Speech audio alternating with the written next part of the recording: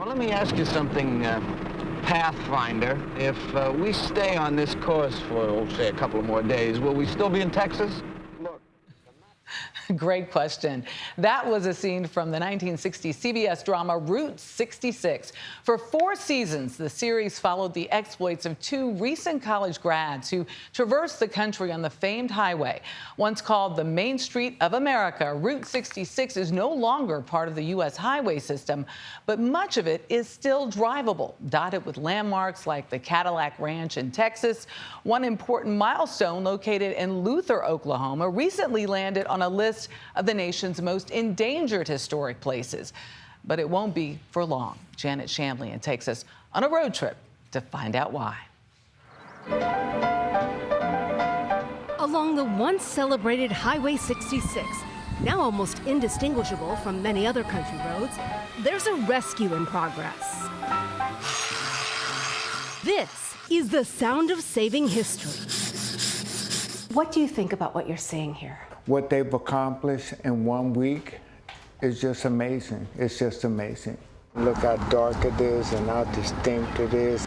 Where would we be without them? And Edward Threatt would know. It's not ugly anymore. It was his grandfather's place.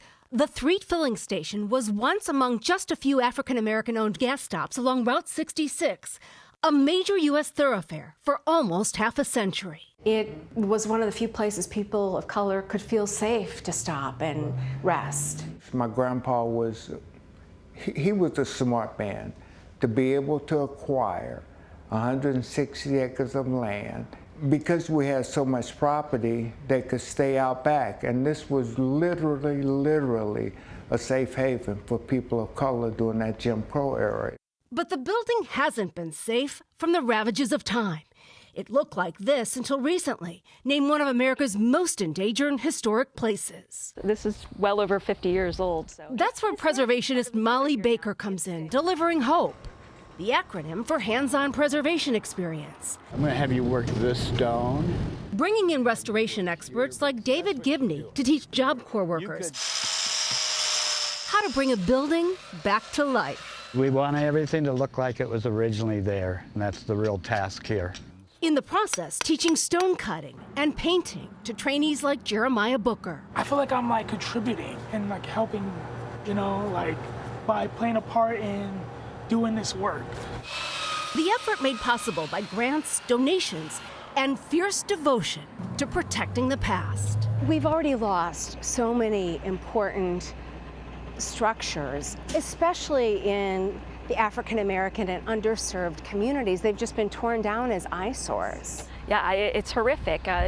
Part of telling the full American story is making sure that everyone has their story told and that there's representation for everybody. From restoring a St. Croix plantation hospital for enslaved people to repairing gravestones at Houston's first African-American cemetery, it's as much about sharing knowledge of what some consider a lost art. If you do traditional trades, you're guaranteed of an income for the next 50 years. AI can never replace it. Robots can never replace it.